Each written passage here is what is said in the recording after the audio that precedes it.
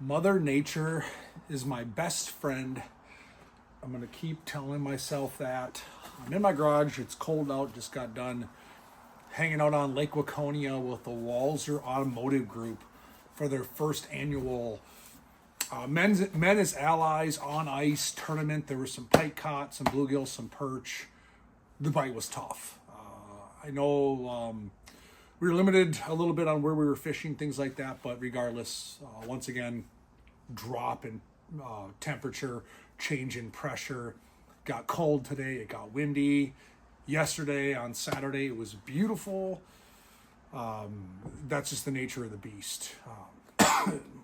Bundled up, long underwear, layers, that's the name of the game. That's what I would encourage you to do. We've talked a lot about staying warm, right?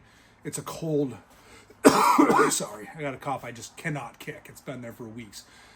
We talk about cold conditions and dealing with cold conditions, and we have phenomenal fish houses from Clam Outdoors. Heated, easy to do with a Mr. Buddy heater. You can stay warm.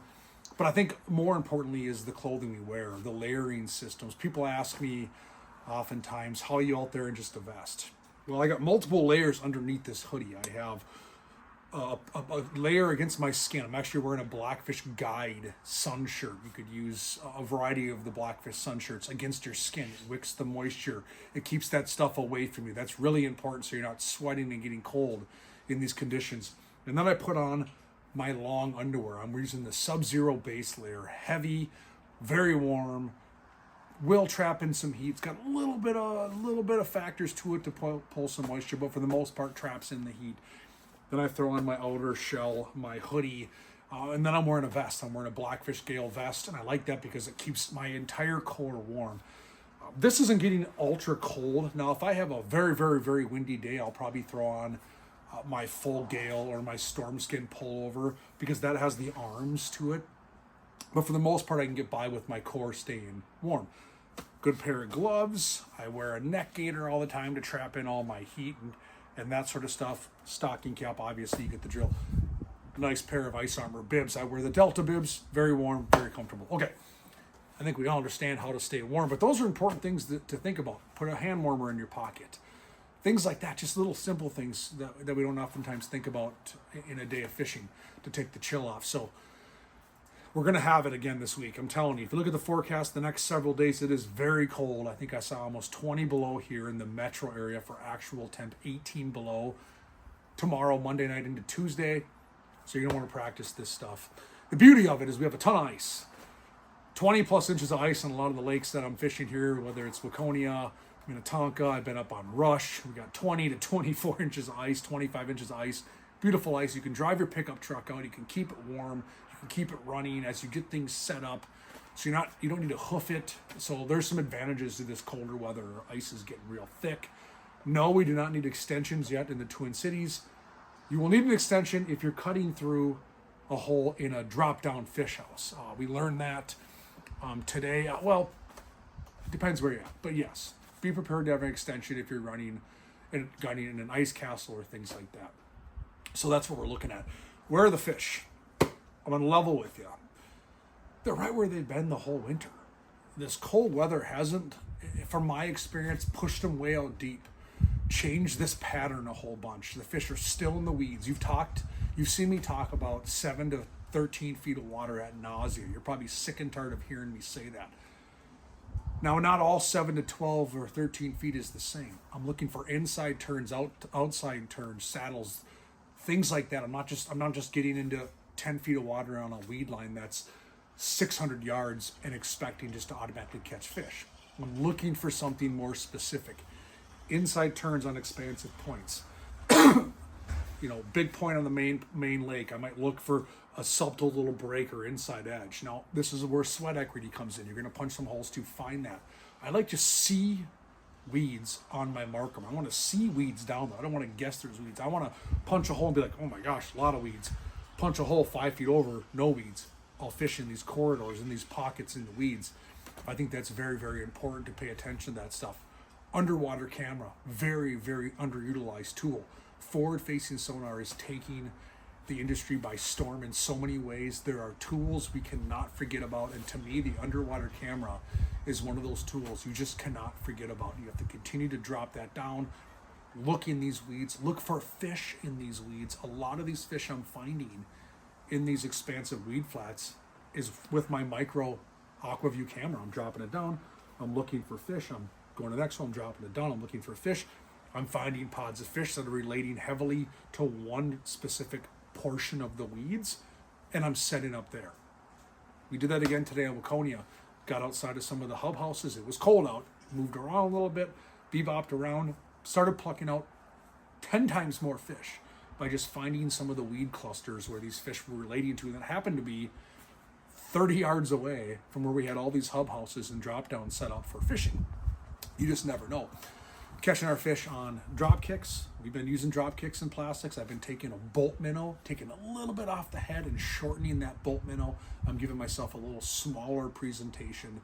That's worked well. Obviously, I'm running and gunning and pounding around with the pinhead. That's caught a bunch of fish. So that's kind of our approach here for these panfish. There are some basin fish moving around. I know on East Rush, we caught them really well in the basin. Now, the basin, I'm not talking Shantytown, USA. If anyone's been up to East Rush, Flickenberg's does a phenomenal job plowing roads right to where people can fish. Everyone's fishing 17, 20 feet of water. We are getting off the edge of those people. And this is a common thing you can do on a lot of different bodies of water. Get off the edge of where you see Shantytown, USA, and start looking for rogue pods of fish. We happen to find our fish really well in like 13 to 16 feet of water out there. And they were the bigger fish, the nicer fish. We caught a lot of them. It was fun. It was a blast. It was a good time. So look at maybe where all these people are setting up. Understand why they're there. They're probably going to catch some fish during optimal windows of time. Sunrise, sunset, maybe some rogue crappies throughout the evening. Perfect spot for the ice castle where you're going to sit and play cards, hang out with your buddies, have a good time. Totally get it. But for me, running and gunning during the day, I'm going to get off these fish or off these houses, look for other things that are drawing me to them, and I'm going to chase them down. So that's my panfish. The pike, the bass, they're eating tip-ups. We are downsizing to small to medium sucker minnows. We have got a lot better luck on that. We talked about my rattling spoon rig, rattle spoon, take the treble off, drop it down a few inches, put it back on, hook your sucker minnow. That's worked exceptionally well. It continues to work as early as yesterday when we used them. So that's kind of our approach. Bunch of questions here recently on the horseshoe chain. Catfish in general, how you catch them, what are you doing? So I'll break that down real quick as we wrap up this weekly report. Caught all my fish out there recently on flutter spoons. This is the ribbon leech flutter spoon from Clam Outdoors. It's a lightweight spoon, 16th ounce, doesn't weigh much because I want that absence of weight when that cat comes up and barely picks it up and nudges it. So I'm using 16th ounce, maybe 8th ounce spoons, and I'm packing that with minnow heads. I call it the meat chandelier. Minnow head to minnow head to minnow head. Rip it off, rip it off, rip it off. It's a gob of meat. That's how I'm getting them to go. My setup here, this is actually a rod I'm working on with Thorne Brothers. It's designed for walleyes, cats, whatever. We'll get more into detail on this one in the fall, but I've been playing with it, and I am absolutely in love with this rod. It's got a limber tip. We've done some modifications to one of their blanks, but it loads up quick. It's almost like a power noodle for game fish. We'll talk about again that later. So you can see that rod load up. The cat, they're just barely picking that up, and boom, solid hook set. I'm using 5 to 6 pound test monofilament. You can certainly use a braid to fluoro if you want. I'm just running straight monofilament, and works exceptionally well on those catfish. The thing about the cats is they do not chase all the time. A lot of times you got to kind of work it, watch that rod tip, just slowly lift to see if one's there. That's where that game fish style noodle rod comes into play. We also caught them on dead sticks.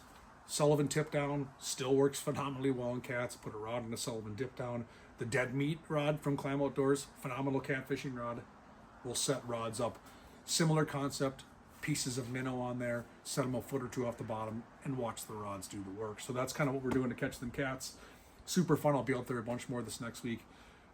The cats are spread out. You got to move, you got to groove, you got to chase them. You got to be willing to work to catch them. That's the name of the game. And if you do, you're probably going to have a fresh catfish fry. So that's what we're doing this week. This next week, cold. More cold weather. Stay positive, stay optimistic. I bring grills with me to cook brats for lunch. Some days that's the saving grace. It puts a little warm food back in your belly and away you go. So don't be afraid to set up camp, have a base camp, get comfortable, get warm, eat some food, keep moving, keep running and gunning, keep the morale high and get out there. If you look at the extended forecast past this next week, we're going to like it. Looks like we might see some 30s again. I think I even saw a 40-degree day here in the next 10 days. Could be wrong. But I know these next few days are going to be hustle and bustle. So just be safe. Be careful. In these cold conditions, things can break. Things can happen. Always let somebody know what lake you're heading to so they know if anything does happen, your truck breaks down, where you're at. Okay, off my soapbox. So get out there, have some fun this week. Be safe. And we still have a lot of ice fishing ahead of us.